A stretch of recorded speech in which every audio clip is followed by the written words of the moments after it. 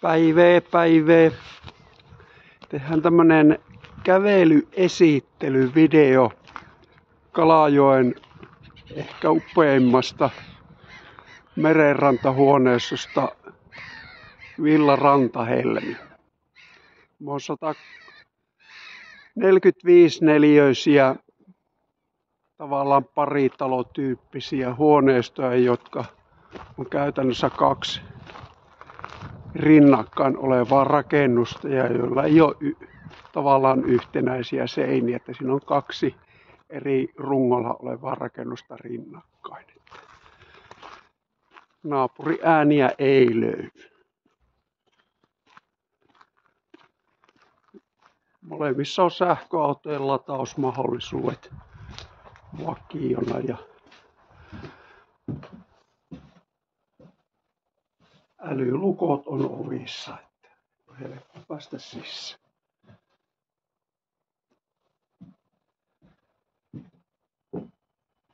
Siinä on kaksi lampia, jotka kunnostetaan tässä ensi kesän aikana niin viihtyisemmän näköiseksi.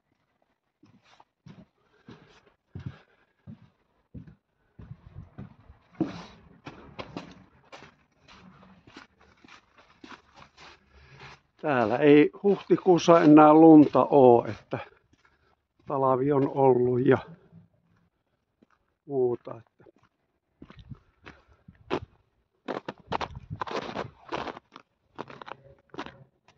Molemmissa on 7 hengen ulkoporealtaat, että suurimmat Novitekin neliskanttiset altaat mitä löytyy.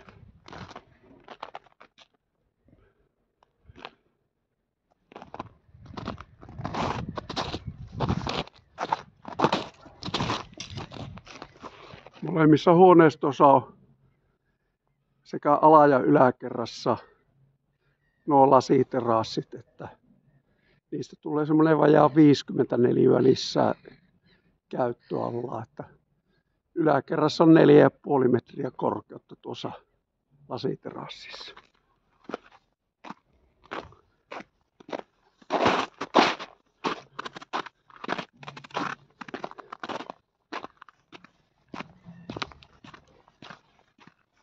Rannalle pääsee mukavasti täältä hiekkakenttää pitkin ja Kalajoen kaupunki niin tekee tässä muutaman viikon kuluessa niin lisää uusia puupolkuja tänne. Että tässä oli eilettään miehet tikuuttamassa uutta rantapuupolun paikkaa, että se täällä dyyniä pitkin tulee menemään ja oletin, että täällä on miehiä töissä, mutta ei ne näköjään kaupungin miehet on vielä 9 aikaa kerinnyt töihin.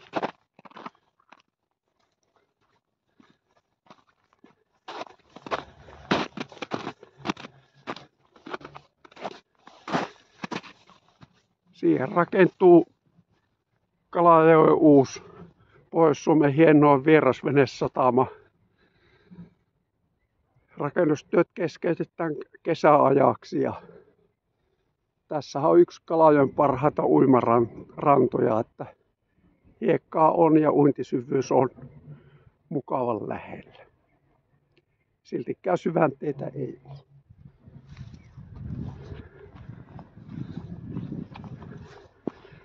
Ja on muuten kesällä mukava kävellä näitä dyynejä pitkin, että tosin minä kyllä tykkään täällä kävellä joka kuukausi, että en mä oo täällä vielä päässyt pitkästyä. Että sitä niin sanotusti sitä huonoa lomakuukauttahan Kalajoella ei ole.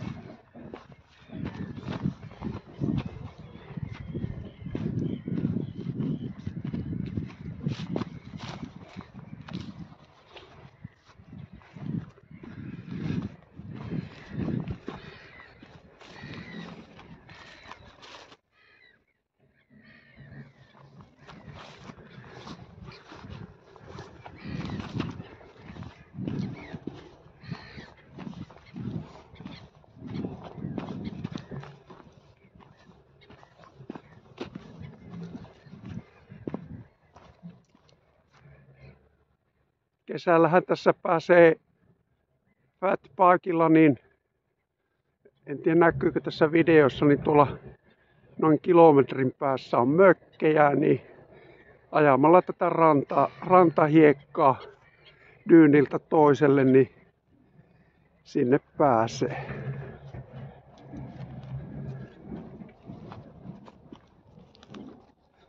Tämä ranta-aluehan raivattiin ylimääräisestä puustosta viime kesänä ja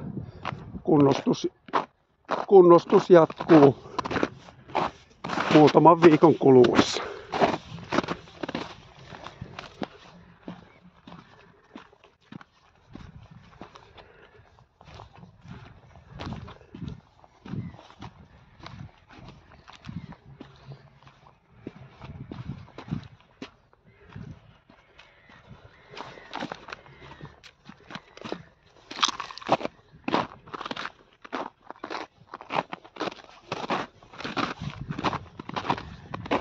Lajokin on siitä mukava paikka, että täällä on nämä kantohanget ja hiihtokelit niin huomattavasti pitemmän ajan kuin monessa muussa paikassa, että tuo meri perinteisesti kovettaa täällä nämä lumikinokset, että se on normaali, että tammi-helmikuussakin täällä pystyy kävellä köpöttelemään niin joka paikassa hangilla, että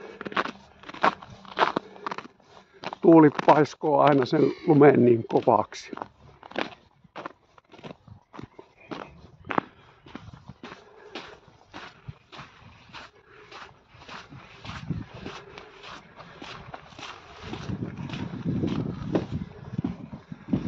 Mutta käyväpä katsomassa, miltä nämä mökit näyttää sisältä.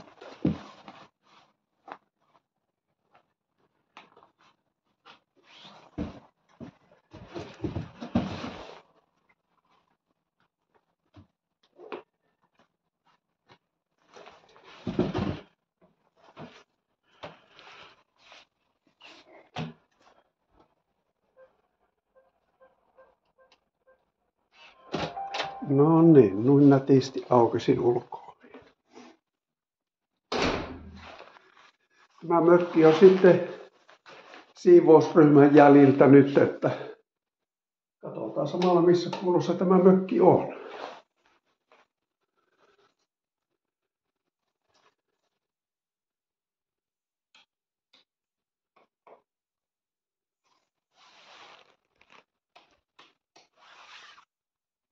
Kyllähän tämä melko viihtyisän näköinen on.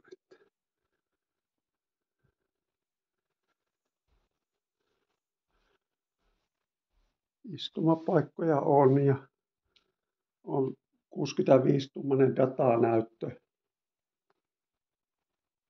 Huippulaadukkaat ruokapöydät ja keittiö on niin viimeisen päälle, että parasta mitä rahalla saa. Ja tämä se on mistä minä pidän, niin kunnon lasiterassi ja altaaseen pääsee siinä mukavasti. Ja mökissä pitää olla kunnon grilli. Grillissä on tammikuussakin mukava käristellä sillä lailla, että ei ole muuten kesää käytössä.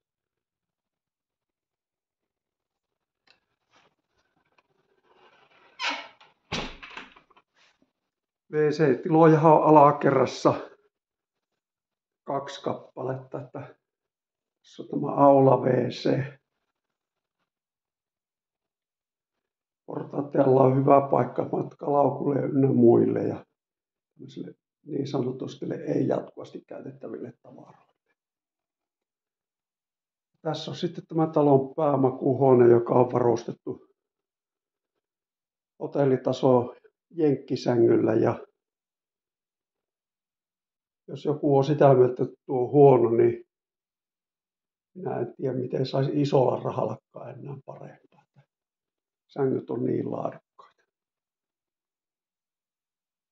etätyöt on siinä, että siinä on 24, onko tuo 27 näyttö ja siinä on yksi ylimääräinen sohva ja vuode on tuossa.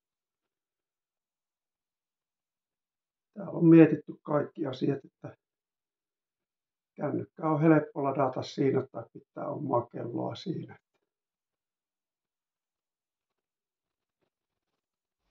Ja makuuhuoneesta ei yleensä meillä, kun ollaan lomalla, niin sieltä ei lähetä vessaankaan kovin kauaksi. Täällä on makuuhuoneessa omat vessat.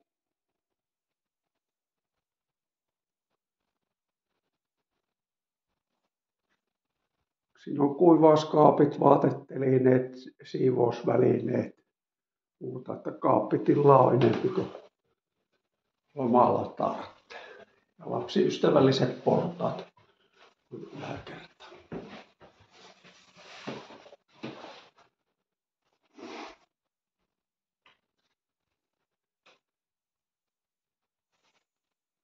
Yläkerrassa on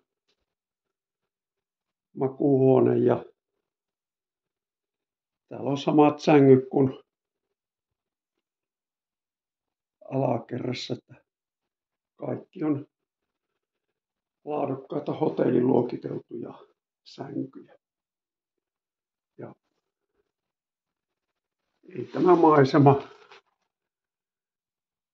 jotkut sanoo, että voisi olla parempikin. Että en tiedä, miten se voisi olla parempi.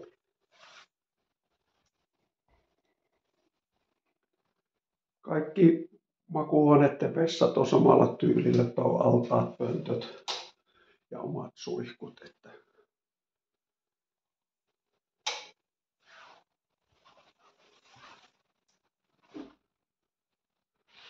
tämä on makuuhuone numero 3. Joka tänne sisäpihalle, josta avautuu tuo lampinäkymä erittäin nopeasti.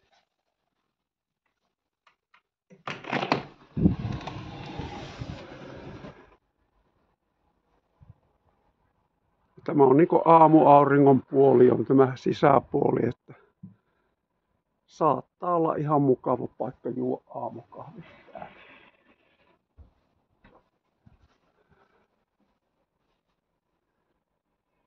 Kesällä tässä niin kuin voi sanoa, että siinä on joutsenia, sorsia, lokkeja.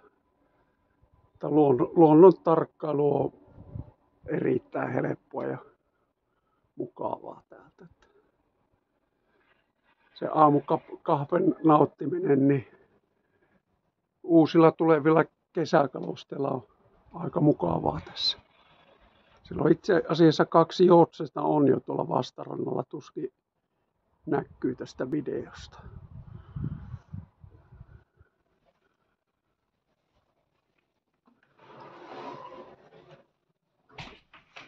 Pinnasänky on kans täällä ja siellä on vauvan vuodevaatteet on. Siinä oli siivousryhmällä jäänyt sänky hieman keskelle lattiaa, että sanoisin, että äärimmäisen hyvää siivouspalvelua. Tämä on sitten makuuhuone numero 4, joka on perhemakuuhuone ja tässä huoneessa on valtaisa hotelliluokan jenkkisänky, jossa nukkuminen on jo kokemus. Ja sitten toinen asia, mikä täällä on, niin täällä on ehkä markkinoiden suurin ja kestävin ja painavin kerrossänky 3 aikuiselle jopa. Mä vuokraan tätä mökkiä sillä, että tämä on tarkoitettu 3 lapselle. Lapsi saa painaa 125 kiloa per kerros. Ja siellä on taas kaapit on täällä.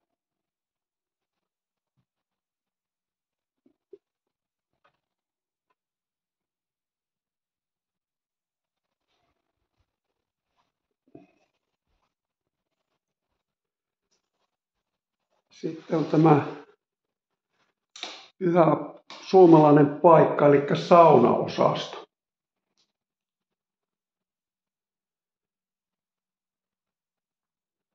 On melko makia suihku.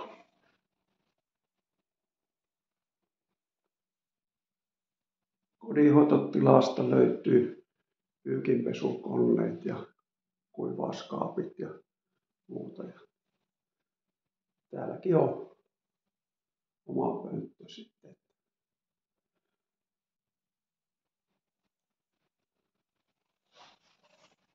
Ja sitten tämä pyhä hiljentymispaikka varustettu harvia saunalla, harvia kiukaalla.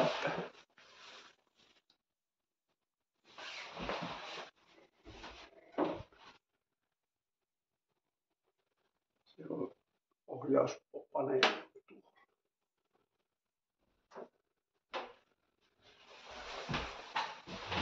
Sitten tämä näkymä saunasta.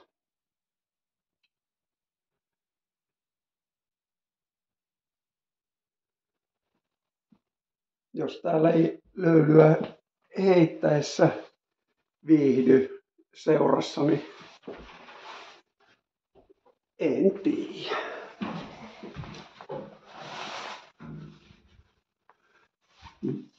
Ja sen jälkeen kun oli löylyt heitetty,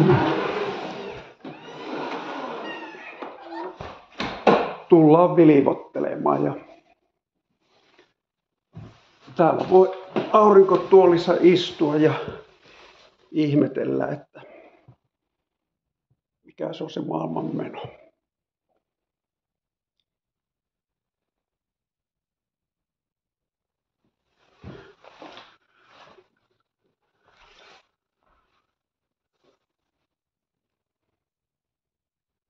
Siihen mahtuu 6-7 ihmistä istumaan sohvalle.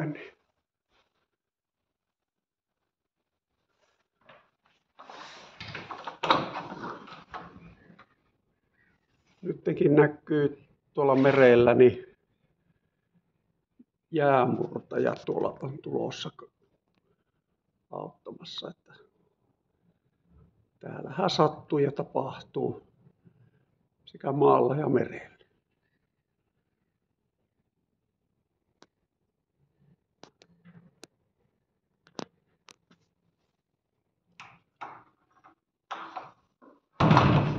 Mikäli haluat päästä nauttimaan tämmöistä parempitasoista lomasta, niin tämä on Villa Rantahelmi ja löytyy nettimökistä. Että Googleen kun pistää Villa Rantahelmi, niin se tarjoaa tätä mökkiä ja sen voi vuokrata omistajalta Jukka Airaksiselta suoraan ilman välikäsiä, että ei tarvitse maksaa operaattorille välityspalkkioita, että se loman hoitaminen onnistuu mun kautta aina suoraan ja edullisimmin. Kiitos kun katsoit tämän videon. Mä jään katselen tänne, kun Urho menee nyt tuonne satamaan.